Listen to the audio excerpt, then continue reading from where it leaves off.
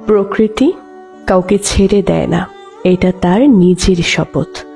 কাউকে বিনা কারণে কষ্ট দিলে, কারো বিশ্বাস ভেঙে দিলে, অন্যায়, অত্যাচার, প্রতারণা করলে, হ্যাঁ, আপনি হয়তো প্রথমে খুব ভালো থাকবেন, মন চাইলে হাসবেন, ঘুরবেন, খাবেন, ঘুমাবেন, কিন্তু মনে রাখবেন এই সুখ আপনার জন্য স্থায়ী ঠিকানা নয়। এই সুখ আপনার জন্য চিরস্থায়ী নয়। আপনি ভুলে যেতে পারেন, অথবা আঘাত পাওয়া মানুষটাও একদিন ভুলে যেতে পারে, কিন্তু প্রকৃতি কখনো কোনো কিছু ভুলে না।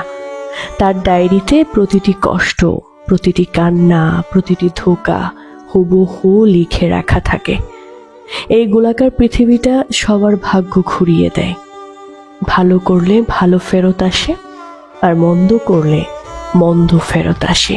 এটাই প্রকৃতির নিয়ম, এখানে ভুল হয় না। মানুষকে ফাঁকি দেওয়া সহজ, নিজেকে সাময়িক ঠকানো সহজ, কিন্তু প্রকৃতিকে কখনো ঠকানো যায় না। প্রকৃতিকে ঠকানো অসম্ভব।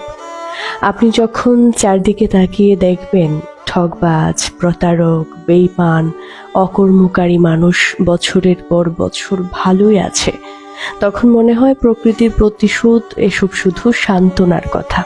কিন্তু না, সেটা আসলে আপনার ক্লান্ত আত্মার দীর্ঘশ্বাস।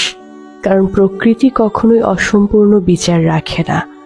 মানুষ যেটা ক্রিয়েটরের উপর ছেড়ে দেয়, প্রকৃতি সেটা সময় মতো এই পৃথিবীতেই ফেরত দেয়, গড়ায় গণ্ডায় ফেরত দেয়, বিন্দু কমায় না। তাই ভয় পাবেন না, না ঠকানো মানুষটার জন্য, না আপনি যে কষ্ট সহ্য করেছেন তার জন্য।